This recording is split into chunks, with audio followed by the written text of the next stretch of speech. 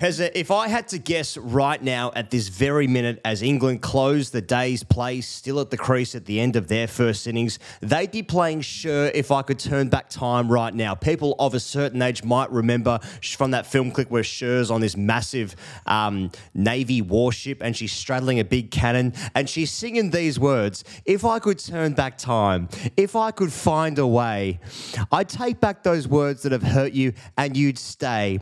I don't know why I did the things I did. I don't know why I said the things I said. Pride's like a knife. It can cut deep inside. Words are like weapons. They wound sometimes. I didn't really mean to hurt you. I didn't want to see you go. I know I made you cry, but baby, if I could turn back time, okay? And that's what's happened in the cricket today because England somehow, in some way, have battered properly. So I'll throw to you now, who are the winners, Pezza? Who are the winners out of this? Have the Twitter users won today, or is this a win again for England? It's a win for those who believe in being sensible. He goes, like today, Joe Root and Ben Foakes represented pure safety in the traditional post-World War II sense. Like, they were the big brother program when your parents were lost to drugs. Like state welfare, smooth contours, muscular, sensible messaging, a soothing balm. A great day for pragmatism, a great day for grind, a great day for percentages, which is what I understood England was built on.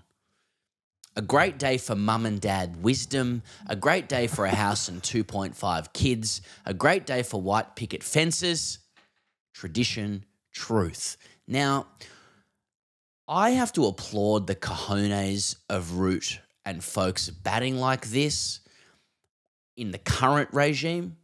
I expect both will be dropped and shot. Yeah. Nevertheless, England has some numbers against their name because of this batting. I appreciate I'm grouping Ben Foakes with Joe Root, who scored 100 red. But I'm just saying these are two guys who have never really looked like fucking, you know, what did Gideon Hay call it this afternoon?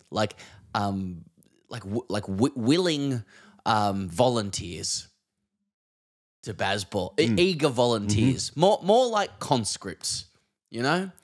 And today the conscripts decided to do it their own way and basically save their team. Now again, shot dead. It's over for them. But congratulations to them and their cojones. You know, there's a lot of people in England. We got to see their last ever game. Mate, a lot of people in England this morning as they woke up, set their alarms, got their little cup of tea, their English breakfast, of course, and the fucking, like they have been saying for a couple of years now with deep discomfort, private discomfort, oh, I love baseball. I love the entertaining way the English are playing the game, my England.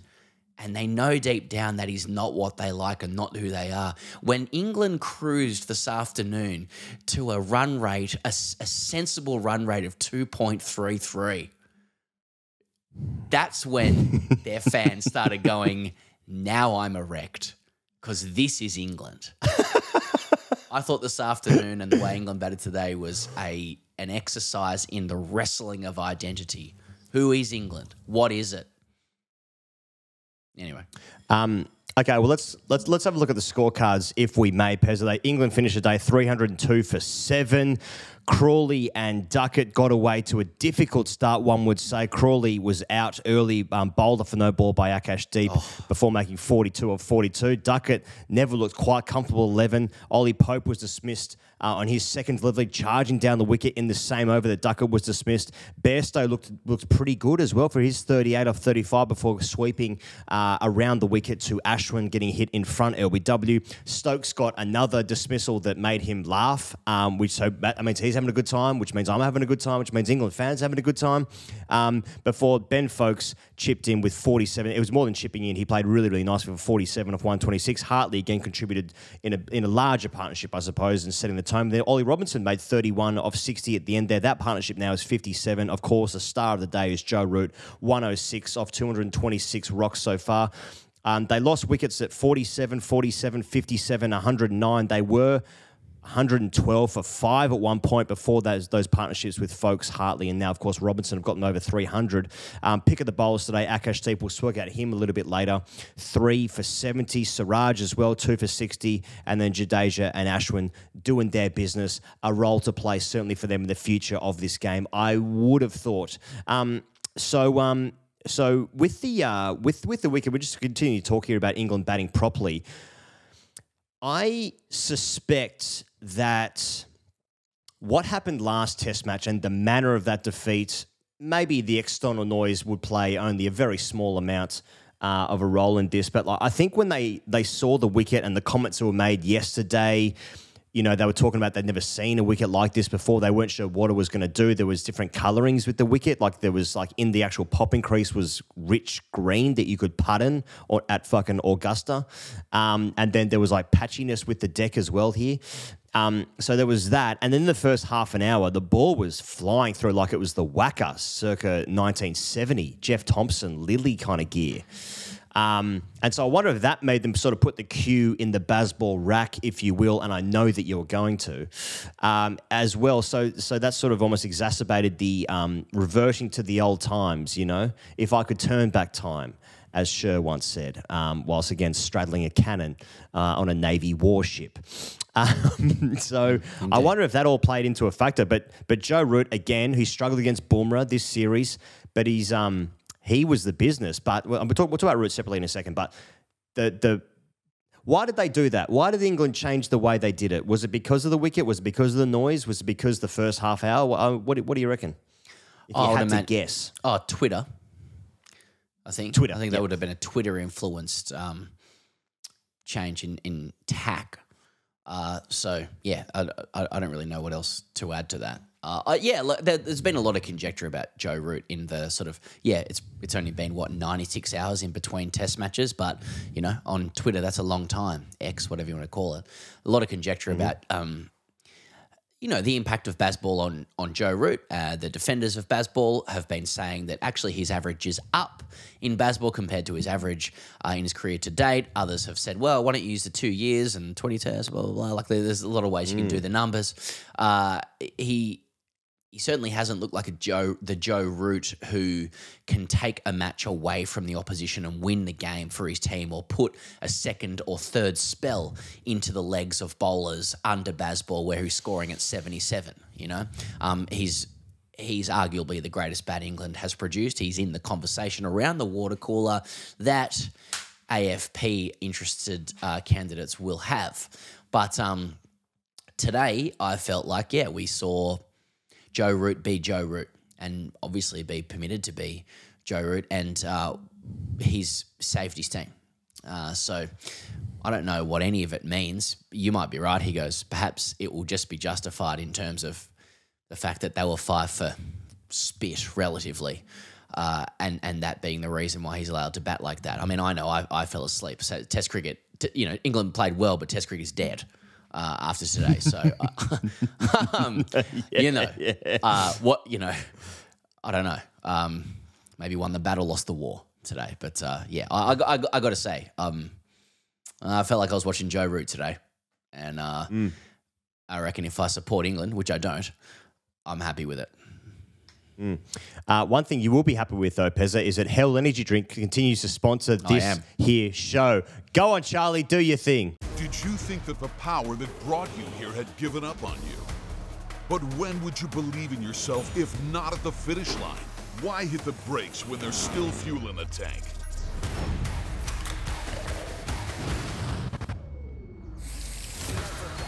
Because the power that brought you here is still in you. All you need is a little spark to go like hell. Hell Energy. Okay, Joe Root, he scored his 10th Test match 100 against India. He now averages 58.9. Let's round that up to 75. He averages 75 against India. Always round it up to nearest 75. I've always said that. 10 50s, 10 hundreds against India, striking at 50-something. Averaging 58.9, I think it was. That is an incredible record against, in Joe Root's career, India have been fantastic. And he's done it in India. He's done it, I presume all 10 of those haven't been in India, so he's done it home and away. He has been a thorn in the side for a little while. Obviously, Bumrah has given him troubles this series. Bumrah doesn't play today. He's rested. He's cooling his heels. He's cooling his jets. So that has definitely played a factor in it. The wicket was... It flattened out after lunch, but it was difficult early. He survived are we calling that a survive review if it just hit him outside the line and India decided to burn a review? I mean, India were burning reviews like they'd just been to a terrible restaurant and they just signed up to Yelp. It was they really did run through them, and then by the time Ollie Robinson kicked one in front of middle of Jadeja in the second last over, they didn't have any left. They didn't have any left anyway. But Joe Root he was magnificent. I mean, it reminded me last time England were in India a couple of years ago when he was fantastic. He scored a double ton, didn't he? In the game they won.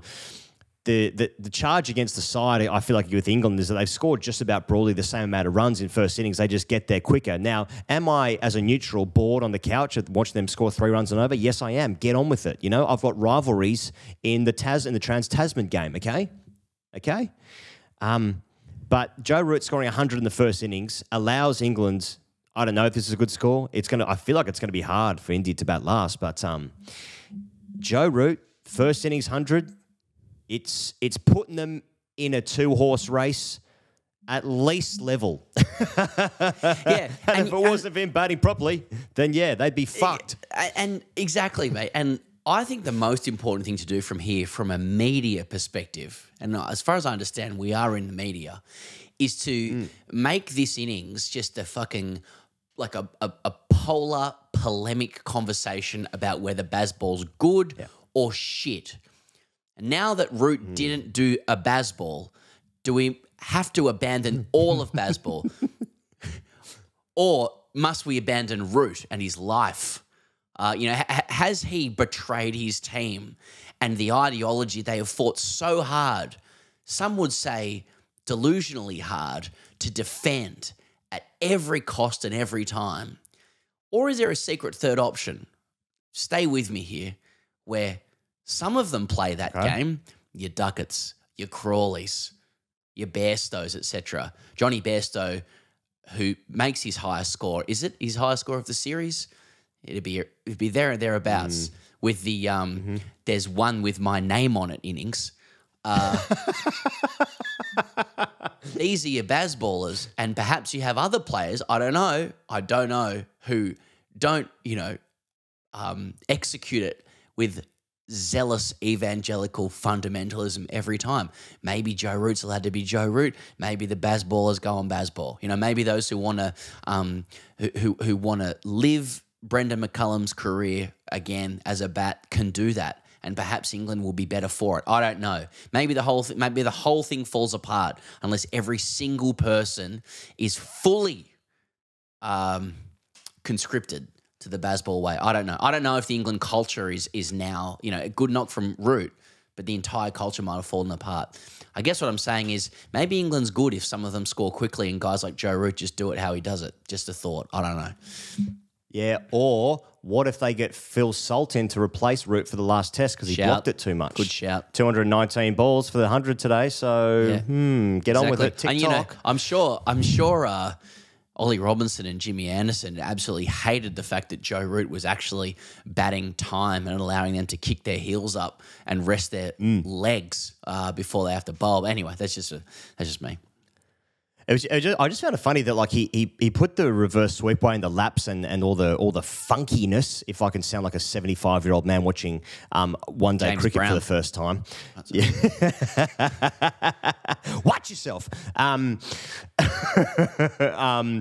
couldn't tell if the wicket was like the most docile of the series so far, or the fact that they were fucking batting properly, that it allowed them to stay in the game and post a good first innings total. I don't know. We're going to get into hashtag ASKTGC in a second, but before before then, AKASH became the 313th man to play Test cricket for India, which is lucky because that's where he was born, so he was eligible to play, which really works in his favour. He was sensational in the first session early. He finishes the day with 3 for 7. He took the first 3 wickets. He had Duckett, then he had Ollie Pope in the same over, and then later he bowled Zach Crawley in a very similar manner that he bowled him earlier, albeit off a no ball. He fucking hates a no ball. He hates a front foot no ball, this bloke. I'm getting alarm sirens going off left, right, centre. It's very jarring. Very, very jarring. Especially with your history. Yeah, that's right. But he was magnificent. I mean, it's easy to do it because he's just had a great day. It's a great debut. It's a great first day of Test cricket for him. But in my head, I'm like, oh, fuck, Bumrah would have been electric on that. I want to see the best players in those moments and conditions that would have suited them the most. But unfortunately, there's 400 games of cricket to be fit into 1 year. So, guys need to rest sometimes. But did you like Akash Deep? Yeah, Would you call time. it a deep impact? Way. Da, da, da, da, da, da, da. We were talking in the office earlier today about how much you'd have to be paid to join the Barmy Army every day and sing every single song from Ranchi with hand, arm, body with gesticulations. Hand gestures. Yes. Anyway, let us know in the comments. Yeah, I really liked it. I mean, anytime there's a new Indian player, I mean, it does especially applies to the stick. But it does apply to the seam-up bowlers as well. Anytime there's a new Indian play, like, production line stuff, what are we looking at here? What have they unearthed now? RCB as well? I haven't seen it, at test level before. I don't know the shapes or whatnot. Now, I was circumspect because the guys who sit underneath that cabal of Bumrah, Siraj, Shami, who am I missing there? Maybe a Boys Yadav in the past. You got the big three there. Have been unders really because you had Mukesh Kumar in first test, second test or something, and it just no one's going to look good next to Bumrah, But I thought if this guy's sitting underneath Mukesh, what am I going to be looking at? Instead, what I saw was like 140s on the reg, hitting areas. Hitting the deck hard, so allowing the seam to do what it does when you do hit said deck hard and able to move it through the air, exploiting a deck that was a new ball wicket the perfect mix of like hitting the right area time after time, but also having a look with the full delivery every so often as well. So I liked what I saw. I liked the fire, I liked the energy, and I think all of us agree that it is a crying shame he cheated with that no ball because he cheated. The way that fucking off stump cartwheeled was one of the greatest acts of sex and catharsis any cricket lover will see. I don't know what it is about the coverage of cricket in India, but somehow the sound of tell me if this is just completely out of line, and I need to see an audiologist, but the sound of the ball hitting the stump just seems like just infinitesimally behind the act of the ball hitting the stump itself. So you hear it, you see the stump moving, then you hear it, and it's a big old clunk. And how many cartwheels are we talking of that? Like honestly, how many rotations were there for that? It had a beautiful presentation of its own seam, that stump. That's probably an in-swinger. The way the seam was just heading, the stump was heading towards a fine leg in the true sense. How many rotations? 10? 15? It was good. Hashtag AskTGC. Drop in your hashtag AskTGC into the comments below, and we'll read this one out, and we'll read it out as Ethan did. Ethan Larego 6577. Ethan, I forgot your last name wrong. I apologise. Hashtag AskTGC. He commences. As an English fan, due to location of birth, indeed, I feel like a 19th century traditionalist cricketer. Likewise, I despise Bazball except when it works. Yes, when Root gets out with the reverse ramp, it's the worst shot ever, but also when he hits Cummins for 6 with it, he is a genius. So my question is, how do I survive my new bipolar disorder where I love and hate baseball? I mean, this is the very much not an old age question. This is a new age question. This is a new sensation, to quote In Excess. A lot of music from the 80s and 90s in my head this morning. This evening.